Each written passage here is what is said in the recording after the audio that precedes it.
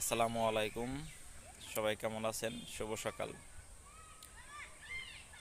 জীবনে খারাপ সময় আসাটা অত্যন্ত জরুরি। জীবনে যদি খারাপ সময়টা আসে তাহলে আপনার জীবনের বাস্তবতা বোঝা যায় এবং জীবনটাকে সঠিক লক্ষ্যবস্তুতে আগানোর জন্য পরিকল্পনাও করা যায়।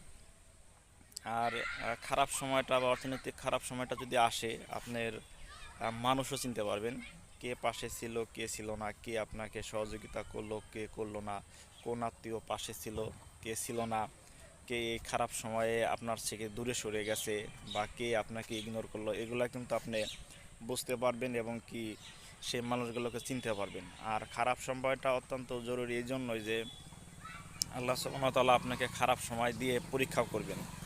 সেই পরীক্ষার সময় আপনি আল্লাহর উপর কতটুকু ধৈর্য ধরতে পারছেন, কতটুকু ধৈর্য নিয়ে কাজ করতে পারতেছেন সেটাও দেখার বিষয়। আর খারাপ সময় আসলেই ভেঙে পড়া যাবে না এবং আপনার লক্ষ্য ঠিক করতে হবে এবং খারাপ সময়ে আপনার লক্ষ্যটা নির্ধারণ করা সহজ হবে।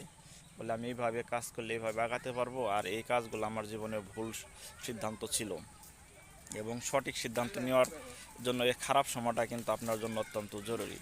তাই এই খারাপ সময়টা আপনার জীবনে আসাও এক ধরনের আপনার জন্য মঙ্গলজনক। কিছুর জন্য এই খারাপ সময়টাই আপনাকে সাফল্যের চাবিকাঠি এনে দিতে পারে আমার মনে হয়।